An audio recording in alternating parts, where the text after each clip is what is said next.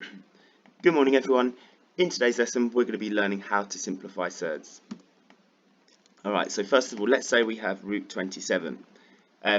Thinking back to last lesson, to simplify surds what we need to do, we need to split up the surd into factors where one of those factors is the largest square number that goes into 27. So what's the largest square number that goes into 27?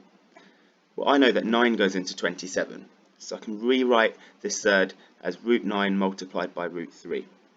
The reason we choose a square number factor is because we can square root a square number. We know that the square root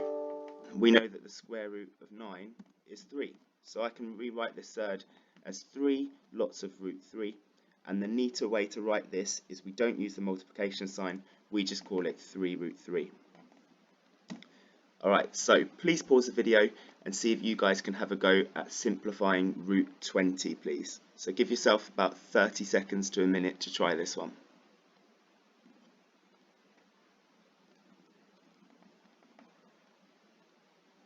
Alright, so to simplify root 20, the first thing we need to think is, does this number have a square number which is a factor?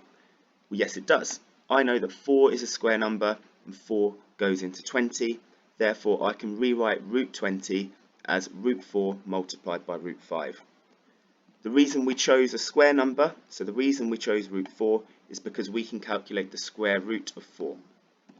The square root of 4 is 2, hence the simplified version of root 20 is 2 root 5. So to simplify a surd, you need to find all those square rootable numbers. So find all the square numbers in it and root them. Alright, let's move on. What I'd like you to do, pick any 3 of these problems. The problems on the left are slightly easier and the problems on the right are slightly trickier. So please choose your level of difficulty, work your way through these 3 and then let your teacher know when you're ready to move on. So pause the video and I'll reveal the answer shortly.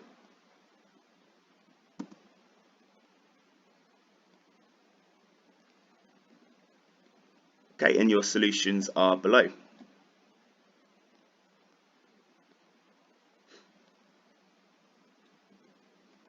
Okay, so let's quickly test ourselves on this skill then.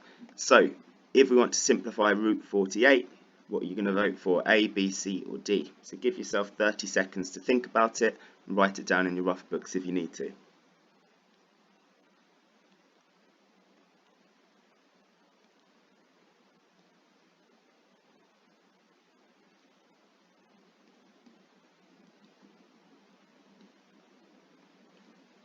Well, we know that root 48, well, it has a square number factor, doesn't it? 16 goes into 48 3 times, so I can rewrite this as root 16 multiplied by root 3, and the square root of 16 is 4. Okay, so I can call this 4 root 3, so well done if you chose B. Okay, let's test ourselves again. So how can we simplify root 54? Again, give yourself 30 seconds to work it out and use your rough books if you need to. Decide if it's A, B, C or D.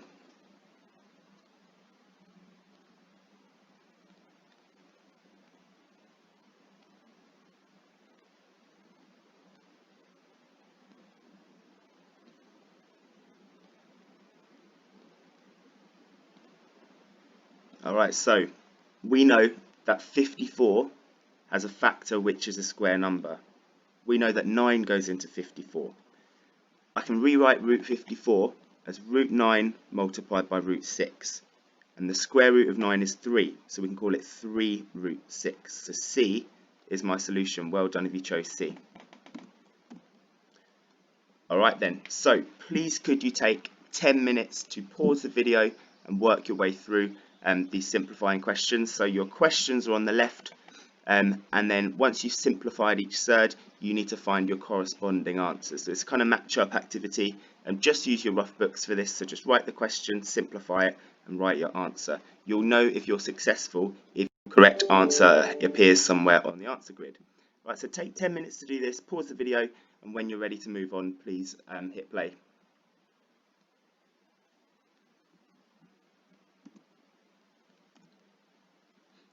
Okay, so let's move on to a different style of question. Let's say it's asking us to simplify 2 root 20. Well, the first thing I'm going to do is I'm going to simplify this third part. So I'm just going to ignore this 2 for now. So this means 2 times by root 20. If I want to simplify this, I'm going to simplify root 20 first. And we know how to simplify root 20. We look for factors which are a square number. Right, so I can split root 20 into root 4 multiplied by root 5. And I'm not forgetting about this 2 in front of my problem here. Right, so what can I do with this? Well, we know the square root of 4. Instead of root 4, let's call it 2. So I've got 2 times by 2 times by root 5. And piecing this all together, we don't call it 2 times by 2, we're going to call it 4. My answer is 4 root 5. So in my fully simplified form, just like when we're using algebraic expressions, we don't use that multiplication sign. When I've got two things next to each other, that implies that they've been multiplied together. So this means 4 lots of root 5.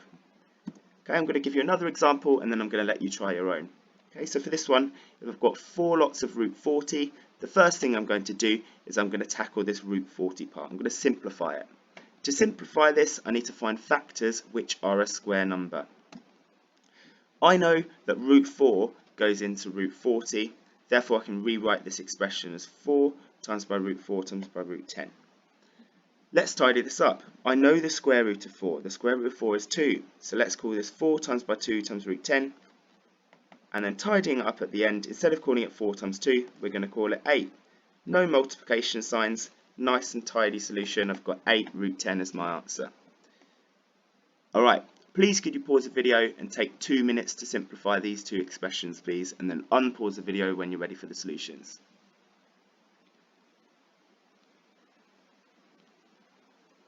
Alright, so 3 root 20. The first thing we need to do is simplify this root 20 part. To simplify it, we're looking for factors which are a square number. 4 is a square number, hence we're going to choose root 4 and root 5 as our factors of root 20. Tidying up, I get 3 times 2 times root 5, which is 6 root 5 as my final answer. Next one, 4 root 50. Well, let's think about it. What's the highest square number factor that goes into 50? Okay, that is 25. I can call this 4 times root 5 times root 2. And root 25 is 5. So this is 4 times 5 times root 2, which is 20 root 2. Alright then guys, for the rest of the lesson, I want you to have a go at simplifying like we've just done together. Alright, so work your way through these first questions to simplify each expression, and then we're going to pause the video and then your answers are going to appear at the end of this video. So let your teacher know when you're ready for those solutions. And if you manage to finish all of these, I've just got a couple of challenges for you, which are also on your screen, which you're more than welcome to try as an extension task. Right, so your answers will come up at the end of the video, but pause the video for now.